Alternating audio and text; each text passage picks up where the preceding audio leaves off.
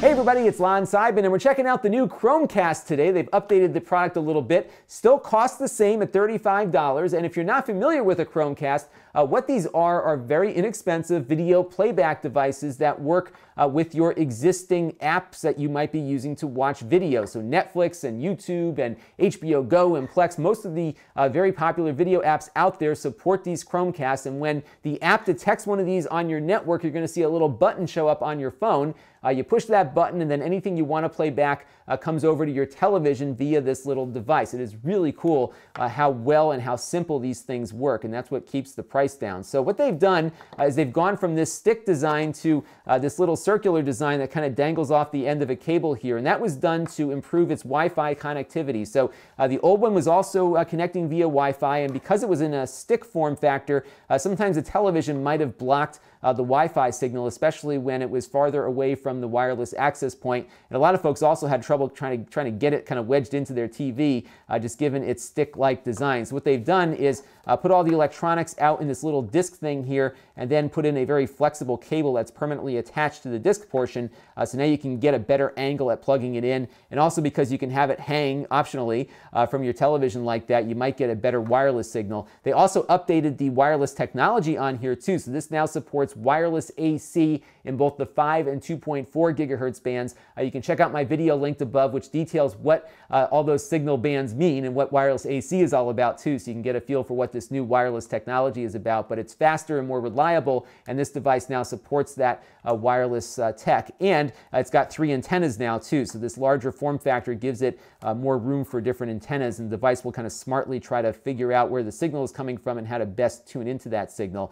So it connects to your TV via HDMI, just like the old one did, and just like the old one too, it needs power, and many smart televisions have a USB port on them, so you can plug in the USB cable that comes with it. It's actually rather long too, so if you don't have enough room, or concerned about not having enough room, you'll have plenty of length on this cable. If your TV cannot supply enough power or doesn't have the USB connector on it, you can plug it into an AC adapter that they also give you in the box, so pretty easy to get up and running once everything is connected. So there really isn't, though, anything new beyond what I just described from the new one back to the old one, so they're pretty much going to perform about the same. The new one does have a little fast start feature now that will try to predict what you're about to watch and cue it up in the background, so when you hit the button, it just kind of pops up right away, so it'll save you maybe 10 or 15 seconds here or there over the old one. But that's really the biggest feature jump beyond the overall industrial design and the wireless bump. So if you're happy with the way this one works, you won't get anything really all that new on this one beyond the faster starts. Now what we're going to do, though, is plug it in, and I'm going to show you how it works with a few different apps, and we'll kind of cover some of its main features. So let's get this thing hooked up. All right, so to get this thing up and running, all you got to do is just plug it into your HDMI port on your television like so. And if you don't like it kind of dangling like this, there is a magnet on the back of the cable here. And when you connect the Chromecast to that magnet, it will stay put. Although on this television, this isn't going to work because the USB port is here, and when we're on the magnet, we are blocking the port by the side of the TV here. So every television is going to be a little bit different, so you want to maybe take a look at how your TV is configured and decide whether or not you can live with it dangling like this. You could also buy an HDMI extension cable to kind of move everything out of the way if you need to do that too. So you do have to think about a couple of things when you're planning this out, but the nice thing is my TV does have a USB port on it, so that will, in this instance, power the Chromecast. I don't need to use that AC adapter there, so we'll wait for the Chromecast to boot up. What I am going to do in the interim here is just pop open my YouTube app on my Android phone here. This will work the same on iPhone too, so you'll be seeing pretty much the same functionality. And within these apps that support the Chromecast, you're going to get a new icon up here, a little casting icon. I'm going to tap on that, and what will happen is it'll ask me which device to connect to. I'm going to pick our new Chromecast here, and you'll see now the YouTube app is loading up. And what I can do is just tap on any of my videos here, and it will give me the option to play it. And I'll just click that, and it'll put the little thumbnail up on my phone, but it'll very quickly get started up here on the Chromecast playing on my television. And what's cool too is that I can queue up other videos on my phone while I'm watching something on TV. So if I wanted to watch the Gaming Historians video here, I can just tap that. go to add to queue, and what will happen is after this video ends, YouTube will start the next one automatically. So you can see I've got the one we're watching right now on this TiVo thing, and then the history of LJN will start after that. And you can kind of move the order around of things also if you want to do that. You just want to be careful though, because I just did this tonight.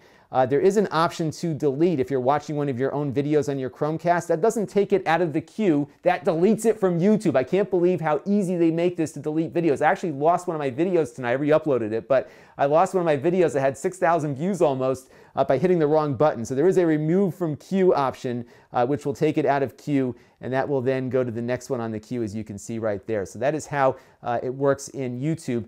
There are other apps too that are working with this. We're going to check out Plex next, because that is something that's very popular with folks, and it's a great way to get Plex onto your TV without having to buy a set-top box or an Android device or something like that.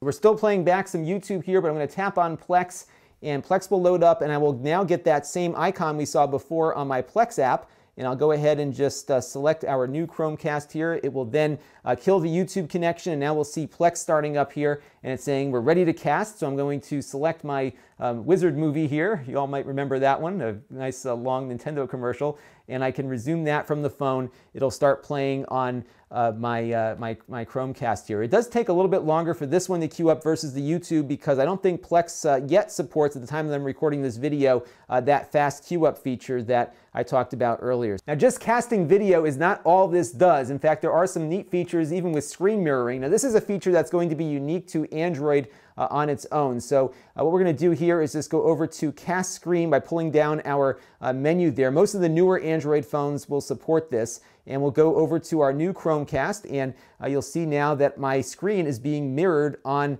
my television. Now this is not going to work on iOS, but it will work on Android. And I'm actually surprised that the latency on here is really not that bad at all. I'm really impressed with how fast things tend to respond on screen. I can go landscape on it also, as you can see, and it seems to keep up pretty quickly here, which was neat to see. There's also a library of games developing on this platform too, where you're casting from an iOS or an Android device to a television. This is one called Alien Invaders, and I'll show you how this works real quick.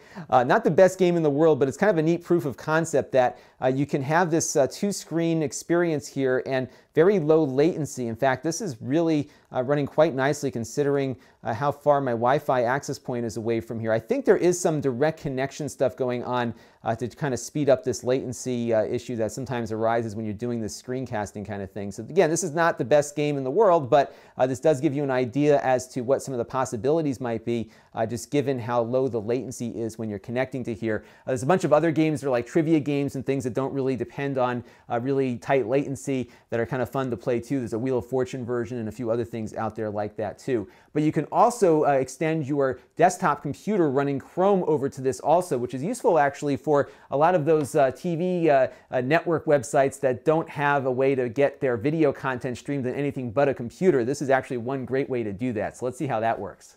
So on the Google Chrome store, there is an extension called Google Cast, and we'll put that very familiar icon that we've been seeing now in all of our apps that support the Chromecast on your web browser. And if you click on the Chromecast you want to cast your window to, it'll put that tab that you're looking at onto your television screen, and you can adjust the size of it. It sometimes gets a little messed up when you start doing things like this to try to make the window bigger on screen. So if it does kind of get a little wacky, you can just disconnect and then reconnect, and you'll be pretty much back where you were before. What's also cool is that if you go over to YouTube, for example, it will detect that you're going on YouTube, and it'll go right back to that YouTube application that we saw earlier. So if I go and click on a video here to play it, hopefully without deleting it this time, that video will queue up in the very same way that it works on the mobile app. So you see here I have the option to play it now or add it to my TV queue like I did before. And when I click on play it now, it is now going to run that video on the Chromecast full screen directly to it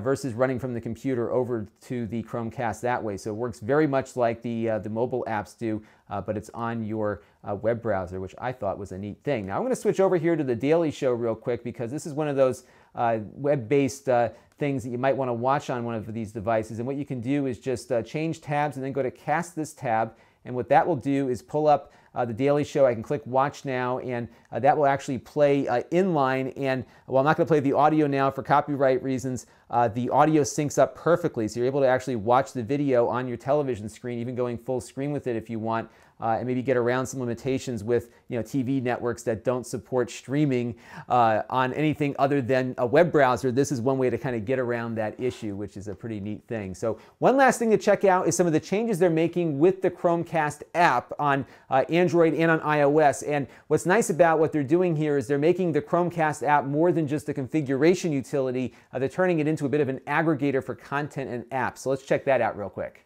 So now when you boot up the Chromecast app, you will see some aggregated content here. So they'll look at what you have installed on your device and make some recommendations based on some of their editorial picks. But you can also do a search. So for example, if I wanted to see when Daniel Tiger's Neighborhood is on next for my daughter, I'll type in Daniel Tiger here and do a quick search. And what that will do is pull up the show, and then it'll show me where it's available to watch it on. Now, the one thing that I did notice, though, is that it doesn't include all services. So the PBS Kids app does support Google Chromecast. However, it's not being listed as one of the places where I can watch this show. So it's not complete in that they're not going to give you every service, but it does attempt to aggregate where you can watch some of your favorite shows in one spot there. So kind of a neat thing. They've gone beyond just making this an app to configure the device and actually making it something where you can find content to play. Now, if I click on something on here, for example, if I wanted to watch the Daniel Tiger's Neighborhood on Netflix, if I tap on watch, what that will do is actually launch the Netflix app, which I can then use to cast the episode over to my device there. So I have to say, this is a nice little improvement on the Chromecast, but there really aren't any new features that we didn't have on the prior one. It's going to run a little bit faster. You saw when I played back the YouTube video, it did kind of spring up really quickly. That's pretty much the only big difference between this one and this one, is that you'll get a little bit faster playback performance on apps that support that. But again, if you're happy with this one, every feature I just demonstrated is still working on the old one. The new one is just kind of an improved overall industrial design and better wireless. So if you were having issues getting this one to connect properly, this new one should work better. They both cost the same, so if you're in the market, I would just get the new one. It's, it's the same price, and it will give you a little bit better wireless functionality. If I missed anything or the things you want to see, leave them in the comments below, and we'll cover them in a follow-up video. This is Lon Seidman. Thanks for watching.